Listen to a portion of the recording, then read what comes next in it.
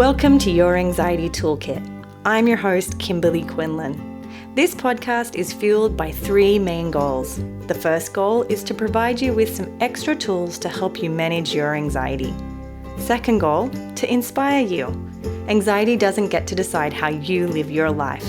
And number three, and I leave the best for last, is to provide you with one big, fat virtual hug. Because experiencing anxiety ain't easy. If that sounds good to you, let's go.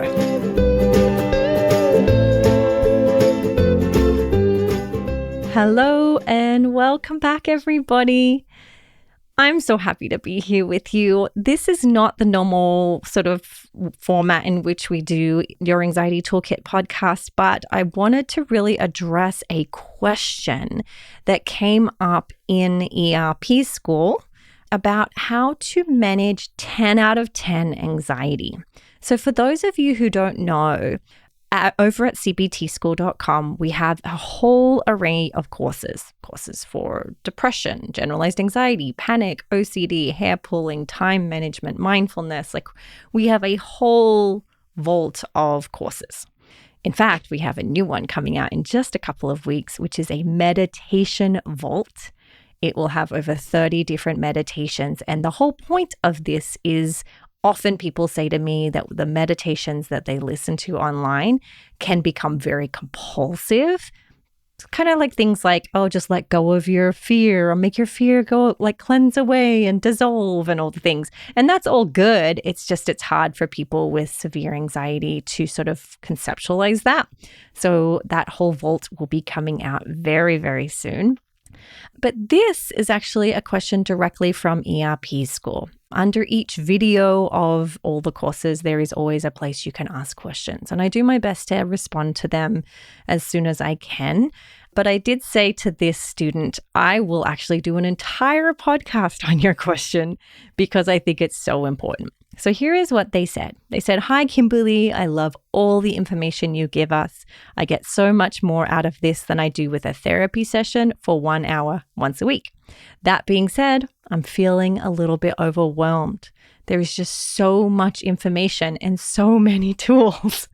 And yes, guys, I admit to that. I do tend to heavy dose all of my courses with all the science I can bring in, as many tools as I can, with the point being that I want you to feel like you have a tool belt of tools in which you can then choose which one you want to use. So I totally get what they're saying here. And they said, when I'm out of 10, I'm hardly able to function and it all seems to go out the window. It either seems that noticing works as I run through my list of tools, or I can't even think straight enough to check in with myself or even think about the tools I could use. So where do I even start in those terrible moments? This is a really good question. And I think every single one of my clients in my history of being a therapist has asked this question. I know I have asked this question to my therapist because even as a therapist who has all the tools in those moments, it can feel overwhelming. So what I did here is I polled all of my followers on Instagram and asked them to give me their tools that they find helpful. And then I'm going to weigh in myself. And then I'm going to encourage you to just practice any of them. Now, often what happens, and this is the case for, obviously someone's bought a course from me, is when you have all of these options, we fall into the trap of thinking there is a quote unquote right tool to use. And I want to reframe that. In addition, there's another myth, which is that there is one tool that will make all your discomfort go away, or that will be the tool of all tools for recovery. And I want to really normalize that there is no one tool. The whole reason that I do Your Anxiety Toolkit is to remind you that you're going to have to practice multiple different things. You can't put all your eggs in one basket. And it's okay if it's not a 10 out of 10 win, meaning it's okay if it's not perfect. Often I'll say to clients, use the tools, even if it's 50% effective. That's still 50% effective, more than what it would be in the past, which might be, 0% effective or 1% effective. So we take any wins we can take and we use it not as a fact that you're a failure if it didn't work, but more as just data on what to use for the next time. Okay. At the end of the day, the goals are, did it give me a 1 or 2% improvement on how I handled it the last time?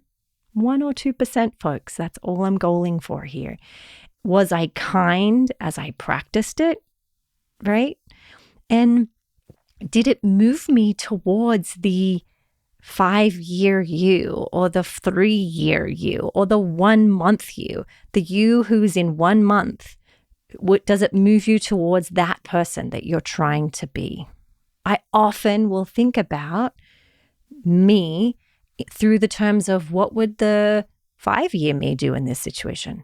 What would the 3-year me do? What would the 3-month me do? And it might be different. And then I just pick one, knowing it's probably not perfect, but that's okay. So I have polled a whole bunch of people on Instagram because I honestly feel like folks who are in the thick of it actually are better at giving tools than even I am as a trained clinician who's been through it. And so of all of the different responses we got, I'm actually broken it down into 2 separate sections per se. So we've got mindset shifts and tools and actions. Okay.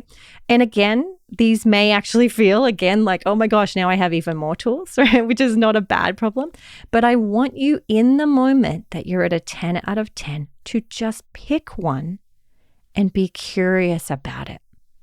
And I'm going to say here that the one I loved the most, I'm going to just actually give you one of the tools and actions first, is multiple people wrote this, in fact, said, just take one moment at a time.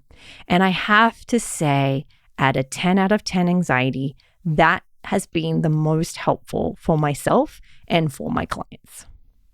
That when you slow down and you make it really simple, that's actually the best way to respond.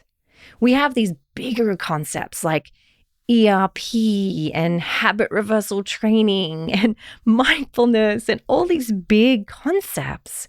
But when things, what's the saying, rubber hits the road or something like that, when it gets really hard, simplify things, go back to basics, slow down and just go, okay, all I have to do is get through this minute. What can I do in this 1 minute? Slow it down. So that's one of the tools and actions. The second tool and action is somebody says, I notice my 5 senses, which is a more tactical skill of being present and in the moment, which is your mindfulness skills. So for them, it might be, what do you see? What do you smell? What do you taste? Some people play games with this. A lot of my clients have said, when I'm at a 10 out of 10 and I've just faced my biggest fear or I've been triggered, I find 6 different colors. And you're not doing that to suppress your thoughts or make the fear go away. You're doing it because that's response prevention. You're not engaging in catastrophization and mental rumination. Instead, you're just being an observer to what's in your present moment. A lot of you folks said breathe, that the only thing I do is breathe. And again, I love this because it's simple. Now, does that mean we have to breathe a certain way? So a lot of people said, 3 breaths in and 4 counts out, or a breathe in box breath. It doesn't matter. Please don't put pressure on yourself, right? It could be, for me, is I just really put attention on my breath in and my breath out. No, I say to myself, I'm breathing in, knowing that I'm breathing in, and I breathe out, knowing I'm breathing out, right? Very, very simple. A next person said, it feels awful, but I do nothing more than just talk to it, accept that it's here, and breathe. Again, these are really simple things. And what I'm going to encourage you guys to do is just pick one of these things and play with it for a day or a couple of days, whatever feels good. And then check in and be like, how did that work? Was that successful at helping me stay present and reduce behaviors that actually create more problems? Someone says, I just feel my feet on the floor. Again, these are so basic, but almost everybody's response wasn't like, I practice, these very complex skills. They're just talking about simple, really basic things. I put my feet on the floor. Someone says, I splash cold water on my face. Again, simple. They're just bringing their attention to sensations in the present. Someone said, I pray. And I love that some of you bring your religion into it or your faith. I pray and I be quiet. Some of you might call that a form of meditation. This one I really love. Someone said, I cry. I embrace crying. It's such a good emotional release. This one's really hard for me, you guys. I'm a crier, but when I'm at a high level of anxiety, I feel like there are no tear ducts in my eyes. Like I can't get myself to cry. But really, when I do allow myself to cry, it is such a cathartic experience, especially if I do it kindly. Someone says they work out. And I think that there's some interesting piece to that. And let me just bring a little nuance to that is when we work out, really what I think we're doing is we're putting our attention on something that is very strategic, like 15 bicep curls, right? Or, you get on the treadmill, you listen to some music and so forth. I love this tool. One thing to think about, and the only reason I'm telling you this is just because I myself used to use working out as a skill and it was very helpful. But if you are someone who's prone to an eating disorder or compulsive exercise, just keep an eye out for that because for me, my healthy practice of working out ended up becoming a compulsive eating disorder compulsion. Now, for most of you, that's probably not the case. But I think with any of these things, like anything time we overdo it or we do it to sort of make the fear go away or to avoid the fear, we can get ourselves a little bit into trouble there. So just keep an eye out for that. For me, when I heard that, I was like, oh gosh, no, I couldn't do that. But I think for most of you and many of you, that is a really effective tool. We do have research that exercise is a very, very helpful way of managing anxiety. So definitely, and I do still work out for that exact reason, but we have to be careful of becoming compulsive. Now, of the last of the tools, P.S., it's actually mine. I did weigh in on the end, and my tool and action that I would weigh in addition to all of these great ideas, is validate, validate, validate. One of the things I think we miss is when we're at a 10 out of 10, whether that be anxiety, sadness, depression, stress, whatever it may be, panic, we forget to validate ourselves by going, this is really hard. It makes complete sense that you can't think about what tools. You're at a 10 out of 10. It makes complete sense that this is something that is rocking your world. You could say anybody in this position would struggle to find tools. Validate, validate, validate. And that's a self-validation, guys. A self-validation. It might be simply as much as you saying, it's okay that you're struggling. I got you. Which moves me to the mindset shifts. There's only 4 of them, but I thought they were beautiful. And the reason I separated them is sometimes when we are in the 10 out of 10, naturally, our brain will send us to get away from here, fight, flight, freeze, and fawn. How can we make the fear go away and get out of this quote unquote dangerous situation? And if you can, often you won't be able to. Again, there is some research that when you're at a 10 out of 10, it's very hard to actually have a mindset shift. But I think with practice on the lower, 6, 7s, and 8s out of 10s, if you practice it, I think it gets a little easier. Here are some of the things that a lot of the folks did weigh in on and say. So number 1 is the mindset shift is, I remind myself that I don't have to solve the thoughts I'm having. Great mindset shift, because in those moments we're like, what is the answer? What is the answer? We need to figure it out, and so forth. So I love that. The second one is I remind myself that I'm resilient and strong.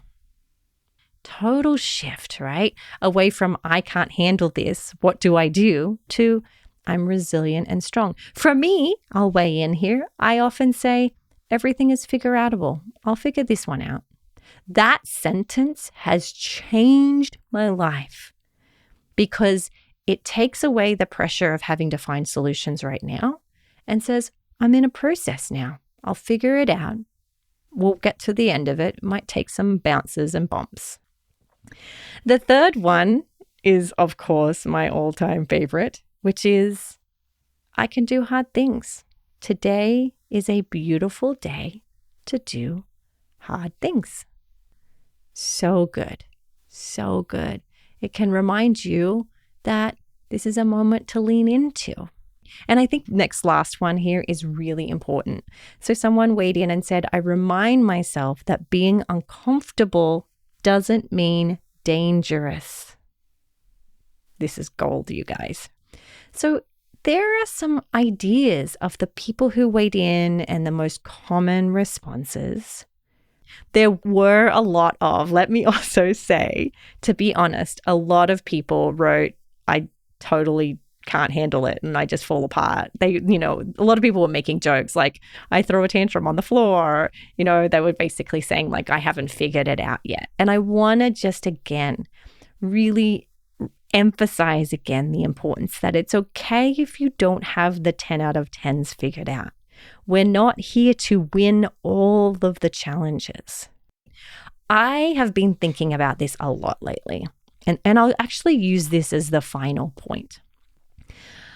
In our society, I think that and even in the community that I have built here, I have to also acknowledge that we can sometimes overdo the face your fears, use the tools, fix yourself, get better, and that message can be very, very helpful, but also sometimes a little, what's the word?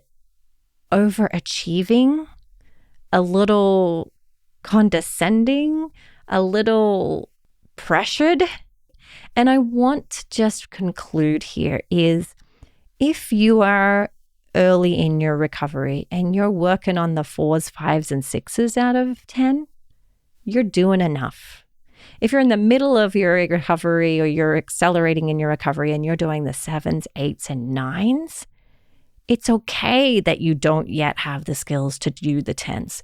Don't focus too much on that. Just keep the expectations realistic. I don't want you to leave today thinking, okay, now I have to go do those tools and I have to handle 10 out of 10s well. That's a lot to ask. That's a lot to ask. I don't handle the 10 out of 10s perfectly. Nobody does. I know so many anxiety specialists who also don't handle the 10 out of 10s perfectly. Let's not fantasize that, or I don't know the word, but let's not make that a thing so that you are constantly feeling like you have to be doing this perfectly. Okay? Just again, do what you can. Practice. This is trial and error. And if it does work, great. If it doesn't work, well, good to know. Let's just try again next time. It mightn't work next time. That's fine. Just good to know. We're not here to always win every battle. But the fact that you ask this question, the fact that you're inquiring shows me how much you value your recovery and how much you want to overcome this problem. And for that, I applaud you. I applaud everyone listening. And I hope that today was helpful for you. Again, for those of you who are interested, go to cbtschool.com. We have a whole vault of different courses you can take. We do have some new ones coming out here this year, which I'm super excited about. We've got courses for depression, all the things. You can go and listen to those. They are on demand. You have unlimited access. You can watch them as many times as you want. Take notes, just listen, whatever you want to do. And I hope that you find them helpful. Have a wonderful day, everybody, and I will see you next week.